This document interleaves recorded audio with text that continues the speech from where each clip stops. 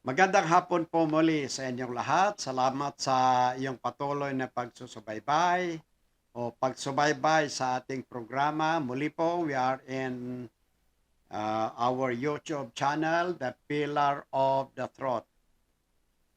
Napag-aralan po natin previously about the rapture that take place before the Great Tribulation. At napag-aralan din natin ang myriads of the Lamb.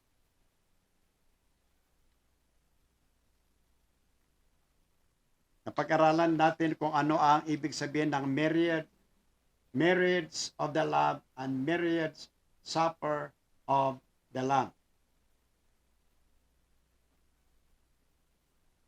Okay. So sa ngayon, pag-aralan naman natin, after the myriads of the Lamb, napag-aralan din natin ang reasons kung bakit po tayo naniniwala na ang rapture will take place before the tribulation period. So ngayon, we start learning about the Great Tribulation period. At basahin muna natin sa Matthew chapter 24, verses 15 to 22.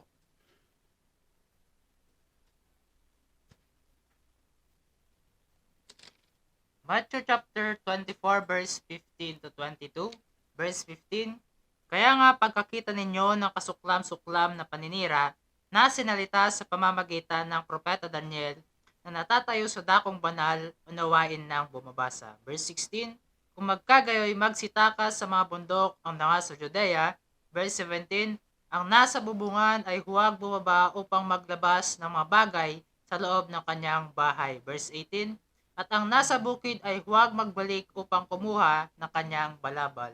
Verse 19, Tatapwat sa aba ng nagdadalang tao at nagpapasuso sa mga araw na yon. Verse 20, At magsipanalangin kayo na huwag mangyari ang pagtakas ninyo sa panahong tagginaw o sa sabat man. Verse 21, Sapagkat kung magkagayoy, magkakaroon ng malaking kapighatian na ang gayo di nangyayari pa buhat sa pasimula ng sanlibutan hanggang ngayon at ni hindi mangyayari kailanman. Verse 22, At malibang paikliin ang mga araw na yon ay walang lamang makaliligtas, tatapwat dahil sa mga hirang ay paiiklin ang mga araw na yon.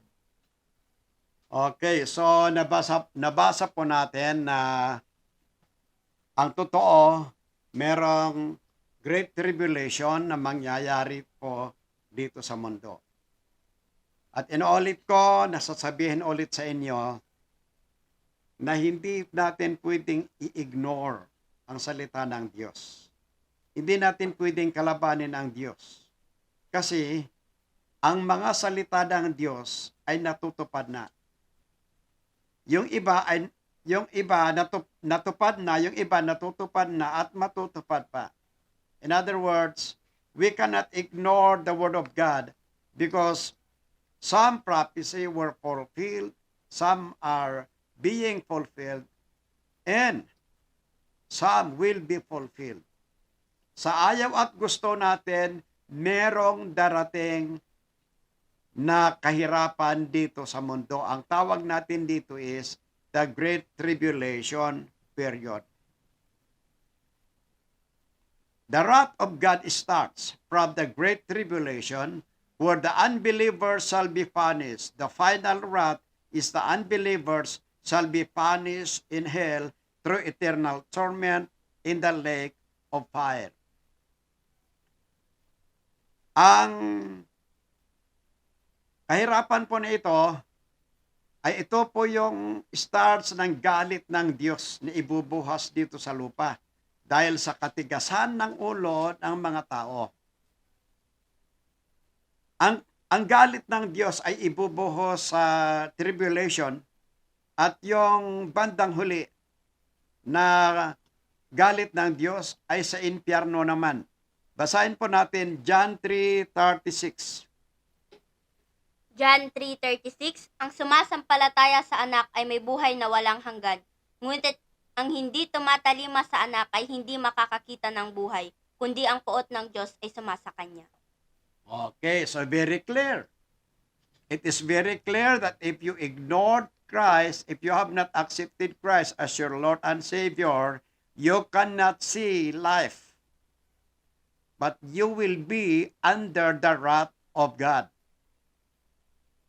I mentioned a while ago that the wrath of God starts from the tribulation period, and final wrath of God will be a torment in the lake of fire. Revelation chapter 21 in verse 8. Revelation chapter 21 and verse 8. Datapwat ang mga matatakutin at mga di nananampalataya at ang mga kasuklam-suklam at mga mamamatay tao at mga mapagkaipid at mga mangkukulam at mga sumasamba sa mga Diyos-Diyosan at lahat ng mga sinungaling ay matatamo ang kanilang bahagi sa lawa na nagliliyab sa apoy at asupre na siyang ikalawang kamatayan. Okay, people are ignoring about hell. They thought that hell is just, it's just a story. This is true. Pag meron tayong time, ipapakita natin sa video yung mga malalaking volcano na sila po ang exhaust of hell. So, ibig sabihin, saan ba nang gagaling yung apoy? Mula sa bulkan. Sa loob ng lupa yan. Ibig sabihin, galing sa impyerno. Totoo po na ang mundo ay kinakarga ng apoy. Ayon po sa pag-aaral sa biblical science, ang mundo o na lupa, sa loob ng lupa apoy, sa loob ng lupa tubig, at sa loob ng tubig lupa muli, at sa loob ng lupa na yan ay apoy. Meaning, the earth is being carried by fire.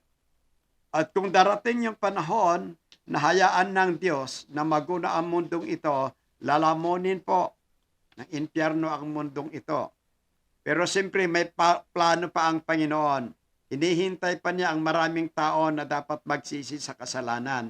May mga katanungan bakit hanggang ngayon buhay pa ang dyablo, buhay pa si Satan, ay dapat na sana ihuliin na ng Diyos para walang gumagawa ng masama sa mundo. Pero siyempre hindi natin alam ang plano ng Panginoon. Baka naman binibigyan pa ng chance ang dyablo na magsisi. Binibigyan niya ng sinasabi nating due process. At kung ayaw pa rin ng dyablo, pati tagasunod, that is the time na ang dyablo, mga false prophet, false teachers, kasama ang unbelievers, ay kailangan sila maghirap sa impyerno. But before this, ang pinag-usapan pa rin natin, yung Great Tribulation na mangyayari dito sa lupa. So the Great Tribulation on earth will take around 84 months or approximately 7 years with 21 tragedies. Aabot po ng ano bang Tagalog ng 84? 84 buwan na umaabot ng 7 taon at merong 21 na uri ng disasters, tragedies, or kahirapan. These 21 tragedies are divided into 3. Ang tragedies na ito, yung kahirapan po ay dinivide ng 3. Meron tayong sinasabi na the 7 seals judgment. First half of the tribulation or 3.5 years. At meron din tayong sinasabing the 7 trumpet judgment. At ang kasunod yan ay meron din tayong sinasabing the 7 vials judgment. Ngayon, pag-aralan muna natin itong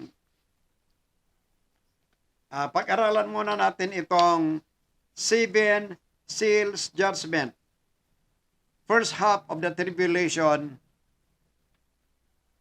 or 3.5 years. Revelation chapter 6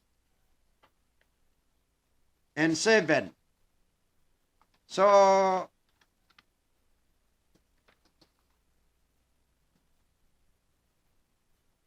okay, tama po. Pag-aralan natin ngayon, we will start to study about the 7 seal judgment.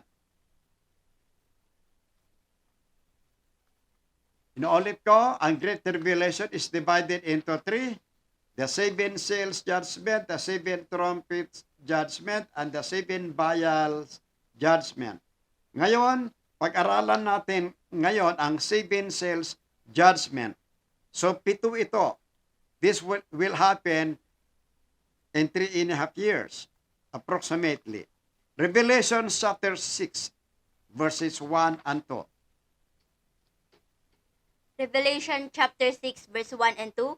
At nakita ko nang buksan ng kordero ang isa sa 7 tatak, at narinig ko sa isa sa 4 na nilalang na buhay na nagsalitang gaya ng tunog ng kulog, halika. At tumingin ako at narito ang isang kabayong maputi, at yaong nakasakay dito ay may isang busog, at binigyan siya ng isang putong, at siya'y yumaong nagtatagumpay at upang magtagumpay. Okay, so dito, nakikita natin dito yung white or the rider on a white horse. Ang Biblia po ay nagsasalita ng 3 bagay or 3 kinds of words. We have the literal words, we have the figurative words, and we have the symbolical words. In Revelation chapter 6 verses 1 and 2, ito ay tumutukoy sa puting kabayo. Ito ay sinisimbolo ng kapayapaan. Ang gagawin ni Antichrist, ito yung beast. Ang gagawin ng Antichrist, lilinlangin na ang mga tao dahil siya ay magpapakita na siya na si Kristo.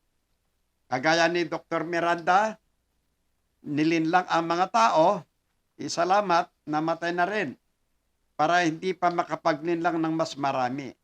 Si Kibuloy, Apollo Kibuloy, nililinlang niya ang mga tao na sinasabi niya siya ang Kristo. Ganon din ang gagawin ni Antichrist. After the rapture, sana po ay bababa na po si devil at gagamitin ngayon ang isang beast. Tao kasi ito. Kaya ang unang-una, yung sinabi ko kanina na nakasakay sa puting kabayo ay sinisimbolo ang kapayapaan. Kaya ang unang gagawin ng Diablo ay itong Antichrist na ito magpapakita na siya ay Kristo sa pamamagitan ng pagbibigay ng sinasabi nating kapayapaan. The tribulation starts with the public appearance of Antichrist. At this time, the said Antichrist have not yet revealed, but after the rapture, he will come to the open. Sa ngayon, yung ang sinasabi ng Antichrist ay hindi pa natin, yung iba hindi pa nila nakikilala kung sino. Pero ayon sa pag-aaral, ayon sa salita ng Diyos, ito ay isang influential na tao. So the tribulation starts with the public appearance of Antichrist, and this time, but he is not yet revealed. But after this, or after the rapture, he will come to the open. Sino kaya? Who is Antichrist? Okay, number 1. The term Antichrist is mentioned in 1 John chapter 4 verses 2 and 3. 1 John chapter 4 verse 2 and 3, verse 2. Sa ganito ay malalaman ninyo ang Espiritu ng Diyos. Ang bawat Espiritu na nagpapahayag na si Jesucristo ay naparito sa laman ay sa Diyos. Verse 3. At ang bawat Espiritu na hindi nagpapahayag na si Jesucristo ay naparito sa laman ay hindi sa Diyos. At ito yung Espiritu ng Antikristo. Na inyong narinig na ito ay dapat dumating at kahit ngayon ito ay narito na sa sanlibutan. Okay. The true Antichrist is called beast. In the Bible, I should say. But he is a real man. He is also a powerful man who can use both ecclesiastical power and political power to influence the world. Ang Antichrist, ang totoong Antikristo na sinasabi nating beast o kaya hayop sa Biblia, ang totoo, siya ay totoong tao. Siya ay makapangyarihan, leader ng relihiyon, at kaya niyang impluensyahan ang mga leader o kaya gagamitin niya ang kapangyarihan ng politika para maimpluensyahan ang buong mundo. The Antichrist is called beast coming from the sea. Ang Antichrist na ito ay ang Antichrist ay tinatawag na hayop. Galing ito sa dagat. Revelation chapter 13 verses 11 to 18. Revelation chapter 13 verse 11 to 18. At nakita ko ang ibang hayop na umaahon sa lupa at may dalawang sungay na katulad ng isang kordero. At siya'y nagsasalitang gaya ng dragon. At kanyang isinasagawa ang buong kapahamahalaan ng unang hayop sa kanyang paningin. At pinagsasamba niya ang lupa at ang nangananahan dito sa unang hayop, na gumaling ang sugat na ikamamatay. At siya'y gumagawa ng mga dakilang tanda na anupat na kapagpapababa ng kahit apoy mula sa langit hanggang sa lupa sa paningin ng mga tao. At nadadaya niya ang mga nananahan sa lupa dahil sa mga tanda na sa kanya'y pinagkaloob na magawa sa paningin ng hayop na sinasabi sa mga nananahan sa lupa na dapat silang gumawa ng isang larawan ng hayop na mayroon ng sugat na tabak at nabuhay. At siya'y pinagkalooban makapagbigay ng hininga sa larawan ng hayop upang ang larawan ng hayop ay makapag-ngusap at maipapatay naman ang lahat ng hindi sumasamba sa larawan ng hayop. Verse 16, at lahat maliliit at malalaki at mayayaman at mga dukha at ang mga laya at ang mga alipin ay pinagbigyan ng isang tanda sa kanilang kanang kamay o sa noo. Verse 17, at nang huwag makabili o makapagbili ang sinuman kundi siyang mayroong tanda sa makatuwid ay ang pangalan ng hayop o bilang ng kanyang pangalan. Verse 18, dito may karunungan ang mga pagkaunawa ay bilangin ang bilang ng hayop sapagkat siyang bilang ng isang tao at ang kanyang bilang ay 666. Okay, sa versikulong ito, marami po tayong mapag-aralan. Pero kung nabasa nyo, narinig nyo sa Tagalog, na sa panahon na ito, ang beast na ito na may tatak na 666 ay tatatakan ang mga tao. Kaya yung sinasabi na nilang vaccine ay 666, hindi po yung totoo. Wala pa tayo sa tribulation. At ang 666, visible yan, nakikita, hindi po itinatago. At Antichrist, sa panahon ng tribulation, magpapakita yan. Hindi yan magtatago, sa ngayon nagtatago. Ngayon, ayon sa ating binasa, ang sinasabi dito na dagat, ito po ay tumutukoy sa mga tao, nasyon, o kaya ori ng language. The sea, a body of water, symbolizes people, multitude, nations, and tongues. Revelation chapter 17 and verse 16, ay 15. Revelation chapter 17 and verse 15, at sinabi niya sa akin, ang mga tubig na nakita mo, na kung saan nakaupo ang patutot, ay mga bayan at mga karamihan at mga bansa at mga wika. Balikan ko yung sinabi ko kanina na pagtatak ng 666. Sa panahon na yan, kapag ikaw ay walang tatak na 666, unang-una, hindi ka makakabili. At papatayin ka. Patayin ka nila. Ngunit, kapag ikaw ay ayaw magpatatak at mamamatay ka, makakahabol ka, may kaligtasan ka pa. Pero pag-aralan natin yan mamaya. Ang point ko lang dito ay yung sinasabing vaccine ay 666, hindi po. Dahil ito po ay tato na itatato sa atin. However, we will talk further about that. Pero gusto ko lang malaman natin na ang vaccine ito ay hindi po totoong 666. Okay, so the Antichrist comes from the influential nation, tongues, and from a big religion that can even control the government. Posible kung saan manggagaling ang hayop na ito, Antichrist, ay manggagaling sa isang sikat na nasyon, region, sikat na relihiyon na may kakayahan i-control ang mga tao. The true church always follow the teaching of the Bible.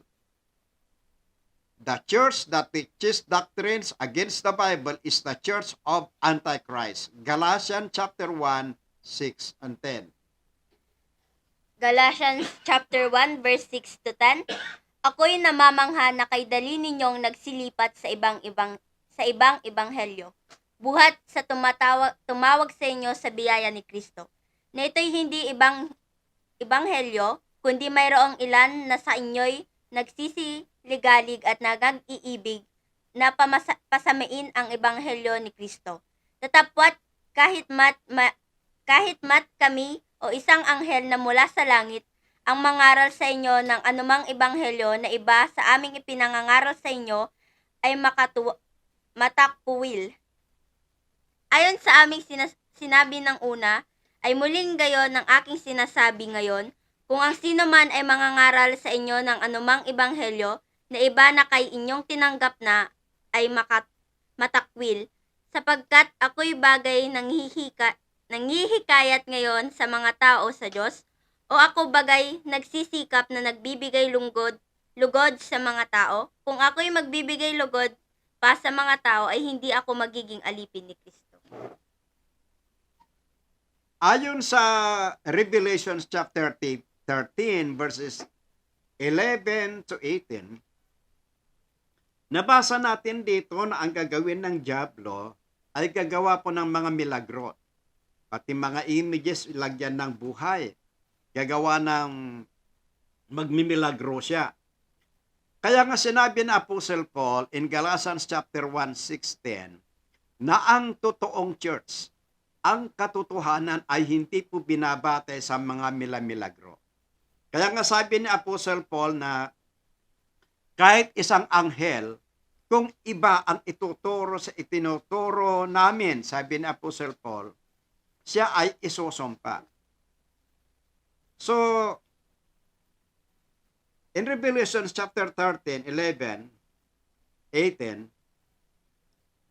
it is stated herein that the Antichrist will perform miracles because he will use miracles to deceive people. And that is the reason why Apostle Paul said that even angel coming from heaven preaches other gospel than we have preached must be cursed. So Apostle Paul believed that the true church is not known by miracles or by performing miracles, but the true church must be known through following the truth. The churches of Antichrist are known by performing miracles. Antichrist uses miracles to influence and deceive many people, but all miracles with the wrong gospel shall be rejected before God. Ang church ni Antichrist, sa ngayon, marami na mga churches ni Antichrist. Siyempre, kapag alam na natin ang katotohanan, alam natin kung anong church ang mga ito. Pero kapag habang hindi pa natin alam, hindi natin talaga alam. Kaya kailangan yung pagkikinig at pag-aaral natin sa salita ng Diyos.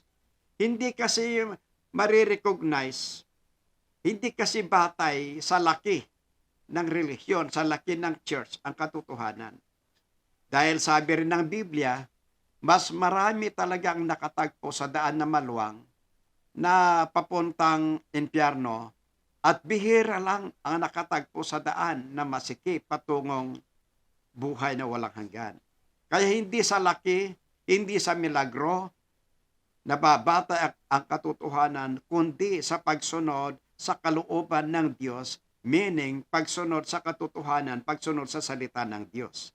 Ngayon, kahit anong milagro ang pinapakita at ginagawa ng mga relihiyon na ito, kung hindi sila sumusunod sa tunay na ebanghelyo, sila pa rin ay i-reject ng ating Panginoong Hesus.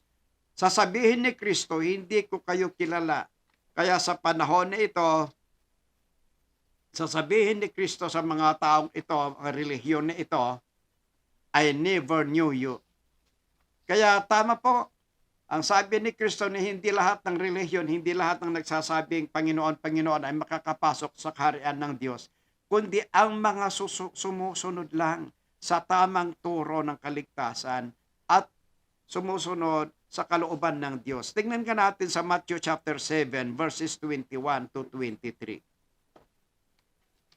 Matthew chapter 7 verse 21 to 23. Hindi ang bawat isa na nagsasabi sa akin, Panginoon, Panginoon, ay papasok sa kaharian ng langit, kundi siya na gumagawa sa kalooban ng aking Ama na nasa langit. Verse 22. Marami ang magsasabi sa akin sa araw na yon, Panginoon, Panginoon, hindi ba kami nang hula sa iyong pangalan? At sa iyong pangalan ay nakapagpalayas ng mga dyablo? At sa iyong pangalan ay gumawa ng maraming kamanghamanghang mga gawa? Verse 23. At sa gayon ay ipapahayag ko sa kanila, kailanman ay hindi ko kayo nakilala. Lumayo mula sa akin kayo na gumagawa ng pagsalansang. Okay? So, tingnan nyo, maliwanag. The true church teaches the true gospel. The true church is not known by performing such miracles, but the true church is known by its teaching or by teaching the true gospel. What is the meaning of the true gospel? Ano ba kaya talaga kasi? O ano ba kasi ang kahulugan ng ebanghelyo? Technically, gospel means good news. A message that will give us hope and assurance of salvation.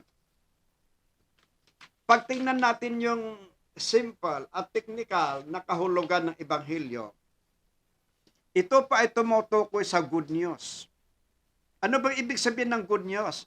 Ang good news ba ay kailangan maging perfecto ka, tuparin mo ang lahat ng utos ng Diyos, gumawa ka ng kabutihan para maligtas ka?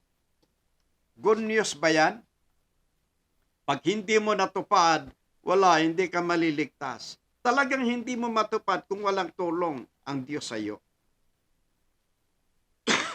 Excuse me po. Kaya kapag pag-aralan nating mabuti, ano bang ibig sabihin ng gospel? Technically, good news, good tidings. Ito yung mensahe na nagbibigay ng pag-asa, ng kaligtasan sa madaling paraan. Apostle Paul declared that the gospel that gives us hope and assurance is the death of Christ for our sins, and His resurrection that gives assurance that those who died in faith will rise from eternal life. Sa Apostle Paul po, sinabi niya na ang totoong ebanghelyo, ito yung ebanghelyo na nagbibigay ng pag-asa. At yan ay tumutukoy sa kamatayan ni Kristo at ang kanya kamatayan ni Kristo para sa kaligtasan ng tao. At ang kanyang pagkabuhay muli para lahat ng namatay sa pananampalataya ay mabubuhay muli para sa buhay na walang hanggan. Tingnan po natin 1 Corinthians chapter 15 verses 1 and 4. 1 Corinthians chapter 15 verse 1 to 4. Ngayon pinatalastas ko sa inyo, mga kapatid, ang ebanghelyo na sa inyo aking pinangaral, na inyo namang tinanggap na siya naman ninyong pinananatilihan. Sa pamamagitan naman nito'y ligtas kayo kung matyaga ninyong iingatan ang salitang ipinangaral ko sa inyo. Maliban na kung kayo'y nagsipa ng palataya ng walang kabuluhan. Sapagkat ibinigay ko sa inyo una sa lahat ang akin namang tinanggap na si Kristo ay namatay dahil sa ating mga kasalanan ayon sa mga kasulatan, at siya'y inilibing at siya'y muling binuhay ng ikatlong araw ayon sa mga kasulatan. Okay, ano ba yung sinasabi ni Apostle Paul na pananampalataya na walang kabuluhan? Sumampalataya ka sa Diyos pero hindi mo alam, wala kang pag-asa na ikaw ay iniligtas ng Diyos. At wala ka ring pag-asa na ikaw ay babalikan ng Diyos. Yun yung pananampalataya na walang kabuluhan. The word faith that is in vain, according to Apostle Paul, is the faith without assurance and hope. If you really have accepted Christ as your Lord and Savior, where is your faith? Why you don't have hope? Why you don't have assurance of salvation? Kaya ito yung magandang balita at pag-asa na kahit kay John sinasabi niya na ang lahat ng namatay mabubuhay muli para magkaroon ng buhay na walang hanggan. According to John chapter 5 and verse 29. John chapter 5 verse 29, at magsisilabas sila na nakagawa ng mabuti sa pagkabuhay na muli sa buhay, at sila na nakagawa ng masama sa pagkabuhay na muli sa paghatol. Okay, so nakita natin, whether we like it or not, yung mga namatay na may pananampalataya, mabuhay muli para sa buhay na walang hanggan. At yung namatay na walang pananampalataya, ay kailangan sila hahatulan. Ngayon, the true gospel teaches the people to have hope and assurance of salvation. Inulit ko, ang magandang balita, good news, ay yung magkakaroon ka ng pag-asa ng kaligtasan. Ituturo ka na ang kaligtasan na ginawa ng Panginoong Hesus ay madali lang. Good news yan. Halimbawa, ang nangyayari ngayon, pandemic, wala tayong nakikita kundi kahirapan. Ano kaya kung merong darating na good news? Good news ba yung lahat mamamatay? Good news ba yung sinasabing vaccine 666? Kaya ang good news na sinasabi rito, good news ba yung papaano mong alam na ikaw ay ligtas? Minsan, sinabi ni Eli Soriano na ang baptist daw ang pinakamasama dahil sinasabi nila na buhay pa sila, ligtas na sila.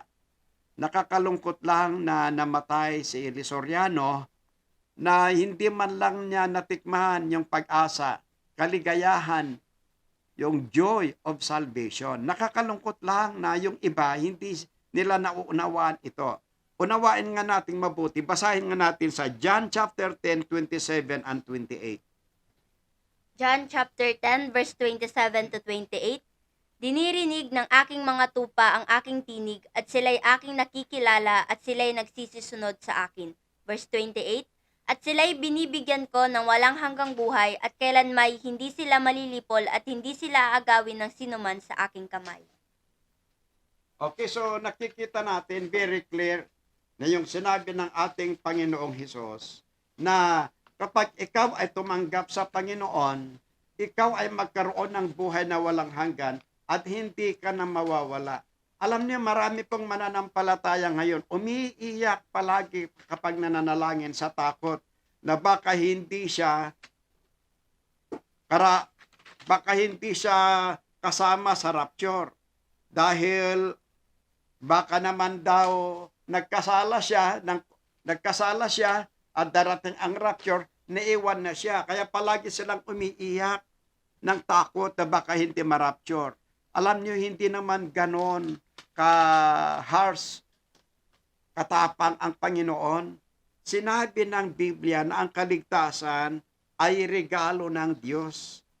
Sinabi ng Biblia na kapag ikaw ay ligtas, hindi ka na mawawala. Ang tanong ay bakit yung iba sumampalataya sila pagkatapos wala na sila hanggang ngayon backslider na sila? Ay baka naman Ang sagot ay baka naman hindi ligtas from the beginning. Kasi kung totoong ligtas, hindi mawawala yan. Pero kung hindi yan ligtas, mawawala din yan. Ganyan naman eh.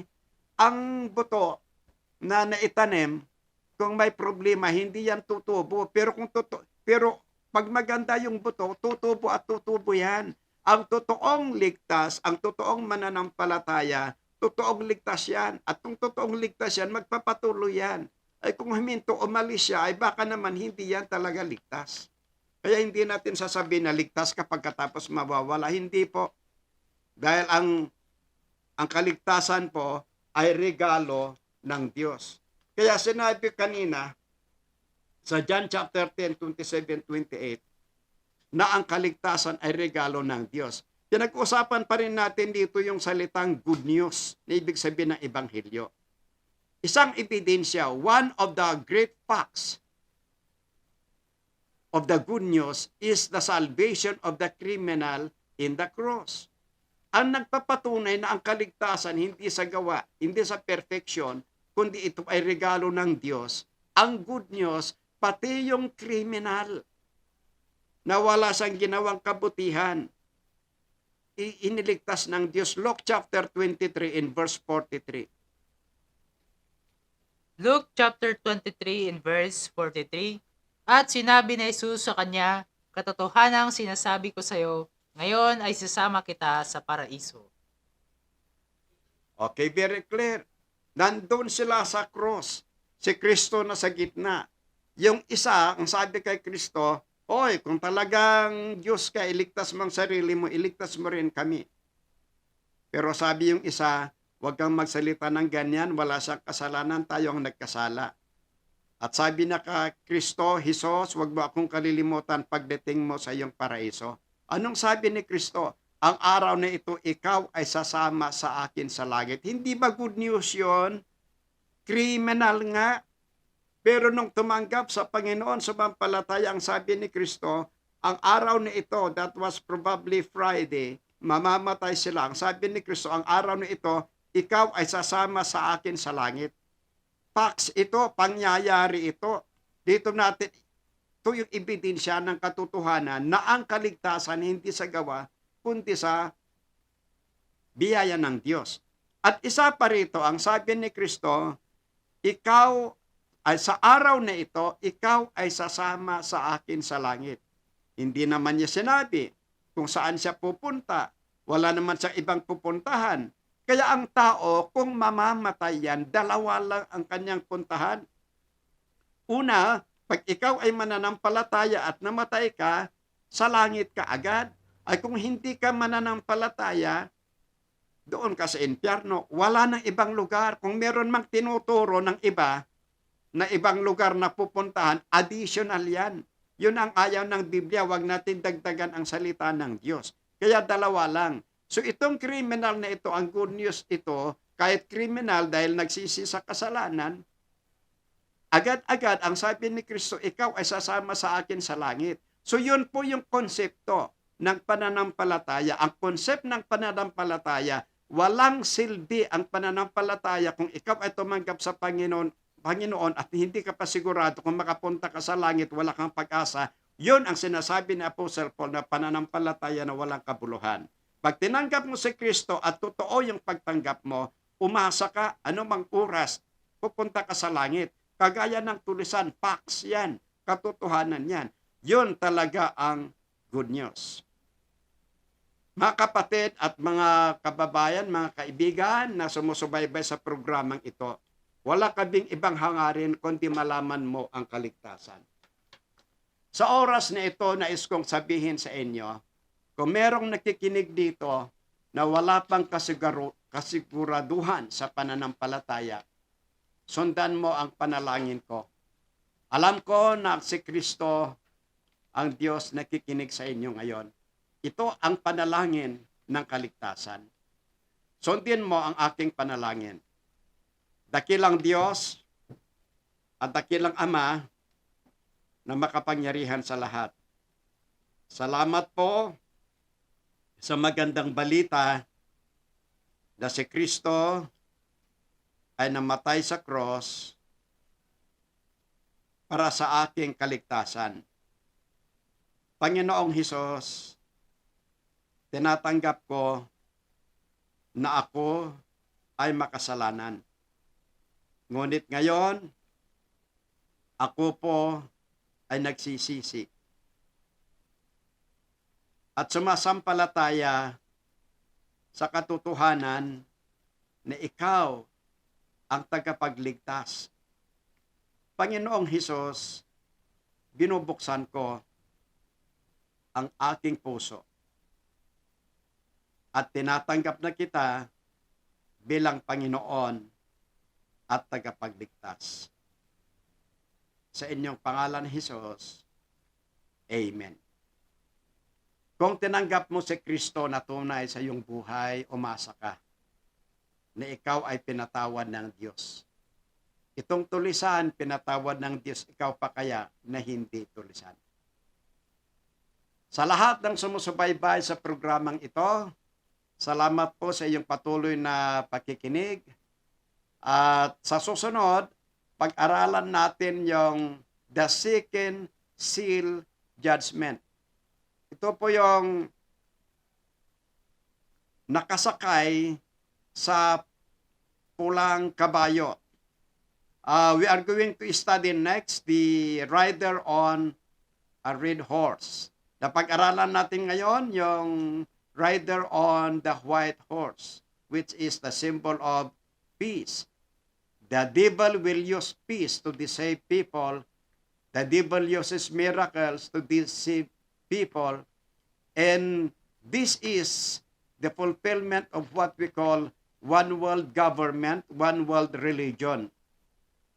At yun yung sinasabi ng iba na pinaplano ni Bill Gates. Pero siyempre, ang katotohanan pa rin ang dapat nating sundin, wala pa tayo sa tribulation. At sa susunod, pag-aralan po natin yung second seal judgment. Salamat po muli sa inyong pakikinig. God bless.